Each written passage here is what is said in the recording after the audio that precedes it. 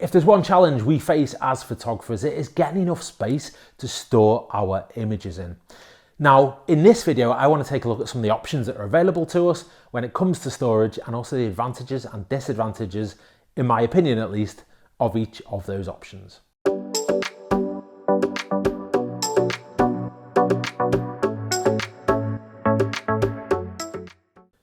Now, regardless of the type of photography you do and what level you do it at, be it professional, semi-professional, or amateur or hobbyist, you are going to need somewhere to store those images. Now, obviously, if you're at the professional end of that spectrum and you're shooting something like sports, you're going to be out a large part of your week shooting hundreds and thousands of images. You might not want to keep them all, but you are likely to want to keep a fair number. So what do you do with them? Where do you store them? Do you need backups? If you're maybe on the semi-pro amateur end of that scale and you're shooting infrequently, if you've got like a desktop computer, one of the kind of big powerful ones, it might be that your hard drive is just about enough to store photos on, certainly for the foreseeable future. If not, if you're like me using a newer laptop or a MacBook Pro where you kind of really charge for that additional space, I only bought the 256 gig version, which means when I'm out shooting football matches regularly, I can be taken, because I prefer to shoot in RAW, I can be taking anything from 20 up to 40 gig of photos in any single game. Now, what I should do is not keep every single photo, and I'm trying to improve my habit on that. But regardless of the case, there could be anything from 40, 50, 60, 70 football games a season that I will cover, both for my own team, for agencies, and at a grassroots level. So what on earth do I do just with all those photos, including the good edits, the bad edits, and anything else I want to keep? Let's start with external hard drives. And I believe when people say the phrase storage is cheap, I think often they are referring to external hard drives. And that is because they're really easy to get hold of. And you get a terabit hard drive that plugs into your USB or USB-C for something around 50, 60 pounds right now. Whether you want to back up your photos or just store them fully somewhere off of your main computer or laptop, external hard drives are always good options.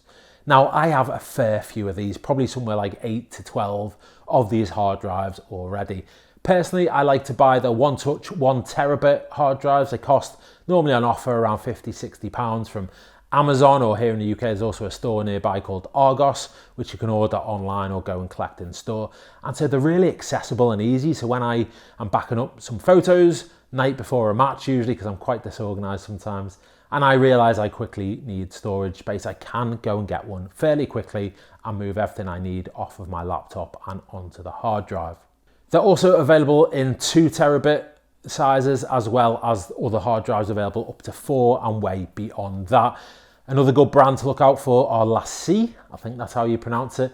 They do both 1 and 2 terabit hard drives. Their 2 terabit one is quite popular and available for less than £100.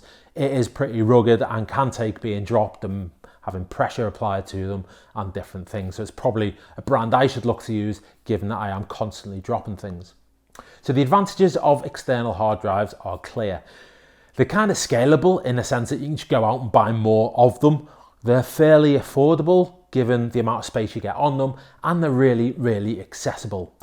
They're quite small and lightweight, meaning you can carry them around with you. So if you need to do backups at events or take them just to offload a load of stuff off your laptop during an event, or maybe you're traveling, then external hard drives are a really good option for that.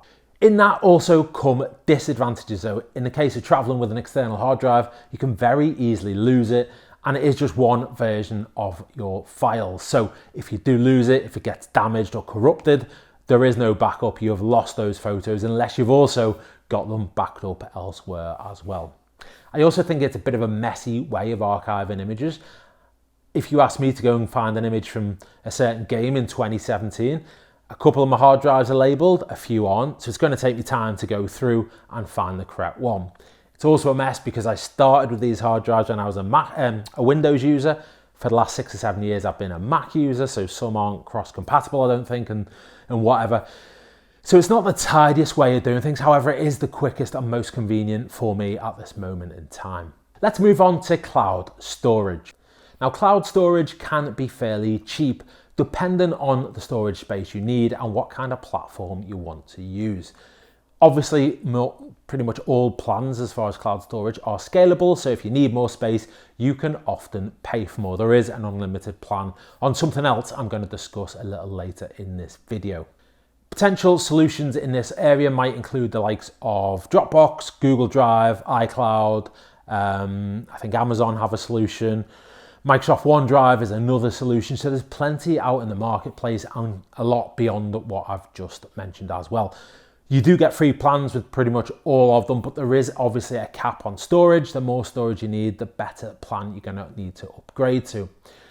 I probably use Dropbox more than anything else. I use it as a mechanism for sharing edits with clients of mine. So the primary client, I'm a football photographer and I shoot for a club here in England, a professional club. And so during and after every match, I am sharing edits with them, both ready for social media and high res ones that they can use down the line for match programs and posters and whatever.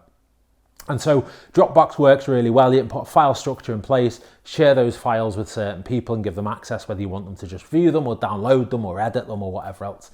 And you can do all of that in Dropbox. The downside is, and one thing I don't like about cloud storage solutions is you've got to log into a web browser to access them unless you have either an app or you sync those files with your computer. So in the case of Dropbox, which I love, I have it synced on my Mac.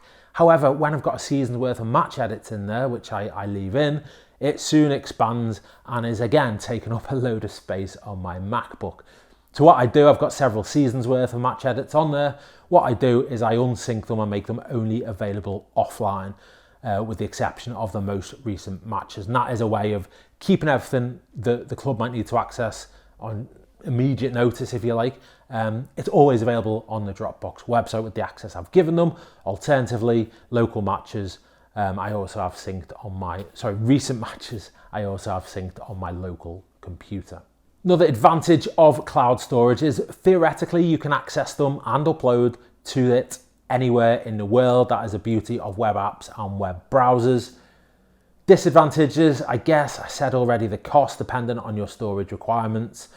Usability is also something that's quite important to me and I can have issues. Dropbox seems the simplest thing in the world. I've been using it for probably 10 years or more and yet still probably 4 or 5 times a season, someone I have to share images with can't get access. I don't know if it's clashing with something they have already or their Dropbox account, but whatever it is, doesn't work. So usability can be a bit hit and miss with some of these cloud suppliers, and so getting something that really suits you, your workflow and the needs of your customers when it comes to cloud storage is really quite important. So what about kind of online galleries and portfolios, kind of maybe even your photographer website? And there's quite a few solutions out in the marketplace for these. It feels like a great fit for photographers, whether you're amateur or pro or something in between.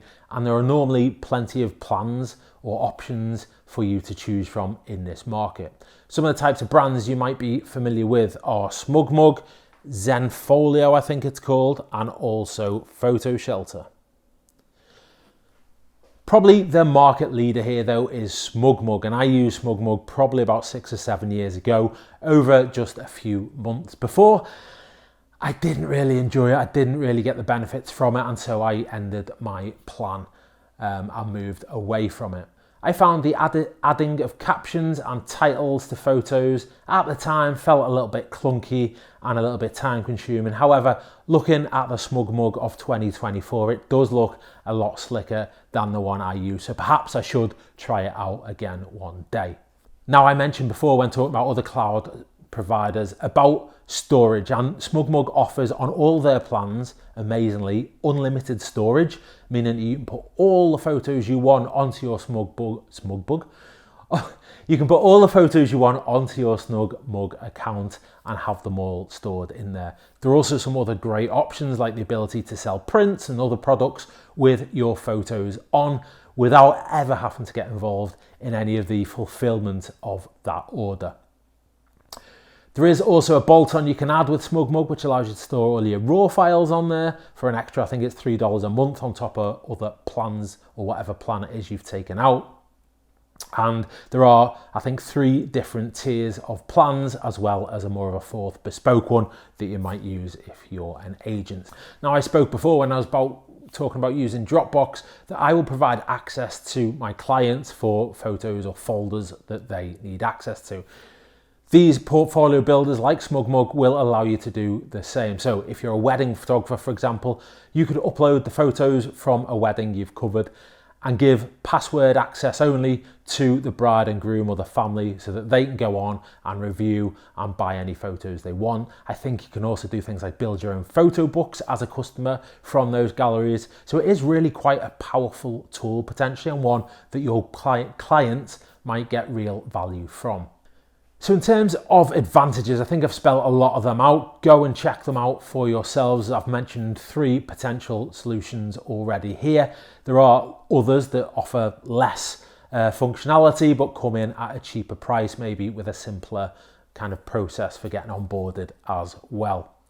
Disadvantages, well, cost is going to be one. So when we started this video, we talked about external hard drives and getting 1 terabit of storage for about 50 or 60 pounds or dollars. In the case of SmugMug, even at the most lightest plan, you're going to be paying $18 a month for that. And if you want the raw photo storage on top of that, that is going to take it to 21, which over the course of a year, you could buy 3 or 4 external hard drives. And that is the entry level plan as well. So cost is certainly one disadvantage. Now, the final storage type I want to talk about briefly is a NAS drive, NAS, that is network attached storage, to use its full title. And as that title suggests, it is a device that sits on your network. It might be at home or in your office. And you can store files on that device rather than it being connected to a computer. It is connected to your network. Many of these, when set up correctly with the correct software, also allow it to work a little bit like a cloud account, by way of, even though it sits on your network, you can access it from anywhere in the world to upload photos. So again, in the case of traveling, you can still upload to your home network wherever you are in the world, depending on the software and hardware that you've got with you at the time and how you've set your network up. Advantages, well, NAS drives are totally scalable dependent on your budget needs. You can add duplicate drives as well. That gets around the issue of needing to back up. So when we talked about external hard drives, we said it is just 1 copy unless you were to buy additional drives and make duplicates of them. A lot of NAS drives, you can stick 2 drives in and it will have a mechanism where it is automatically copying one onto another. So you've got 2 drives in place. So if one fails, you've always got a backup of your files on another drive that you can recover from.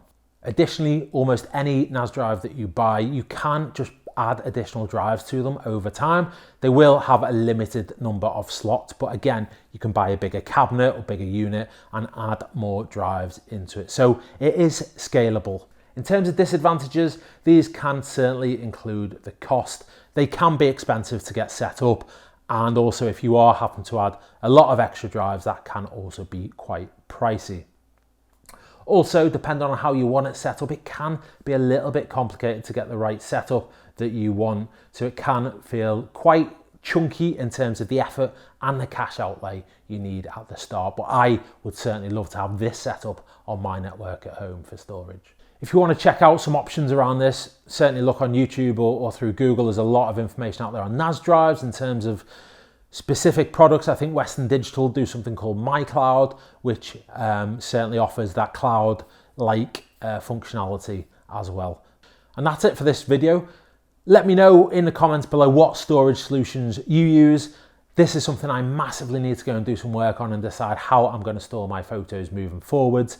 I have a whole list of needs and things that aren't as important to me as far as storage is concerned. So I think it's going to be a case of listing them out and seeing which one or which solution will work the best for me. So let me know in the comments what you use, and I'll see you in the next video.